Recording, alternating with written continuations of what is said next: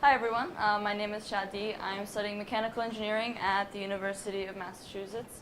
And this summer I worked with Dr. Uyang and his grad student Leo on part of their project, which is focusing on designing an underwater inflatable coprime sonar array. And specifically I did some materials research looking into the inflation part of this project. And so the objective of this project is to develop this array, which is essentially an object detection system which works based on sonar. And so the way that this specific project is looking to further what already exists, which are these long arrays, is to compress it twice. One is in a physical package, and another one is with this coprime sensing, which the algorithms for are being worked on by a team at Temple University, and the team at Harbor Branch and FAU here is working on the physical compression. And so as you can see through this video, the idea is that this sensing system could be deployed by an autonomous vehicle with a relatively small payload capacity, and so that's why it's important to get this into a small package, and then it inflates once it reaches the site where it needs to be deployed. And so this has been approached using a mechanical method, so this is what Leo has been working on for a while now, and the system uses a pump to create a water pressure differential to inflate this package from its original small size into a long, mostly rigid structure, which is what they need. But the problem with this is that it uses a pump and so requires electricity, and in order to implement the system at depth in difficult marine environments, that could be difficult. The requirement for electricity is limiting, and so what I focused on was looking for a chemical means of achieving this inflation process. I looked into a variety of water-activated or absorbing materials that could be used for this process, and ended up focusing on some water-activated expanding construction foams.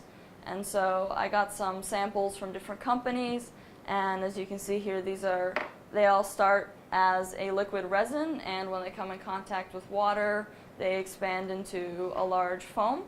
I focused my research from here on this one, which cures in a rigid structure, as opposed to some of the other ones which are soft and somewhat flexible, because our system requires a rigid structure. And so we were interested in some characteristics of this foam, namely its ability to expand under pressure, its ability to withstand large pressure, because we're going to a target depth of about 300 feet, which is a relatively large amount of pressure. And in addition to these factors, also the bending strength of the material and whether or not the expansion produces homogeneous structure inside the beams. And so I planned some different tests in order to examine these characteristics. And so this first image shows the water pressure chamber, which we use to test the strength under depth, and put some cured samples of foam in it and took it down all the way to pressure that simulates 3,000 feet of depth, and we saw that it has a fairly, it displayed very little deformation, which was very good.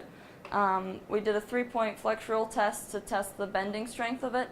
Essentially the sample is just sitting here on these two supports, and we put a force on the center of it until it broke, and we found that they withstood an average of about 60 pounds of force, and this little sample weighs about 20 grams, so it's very, very light.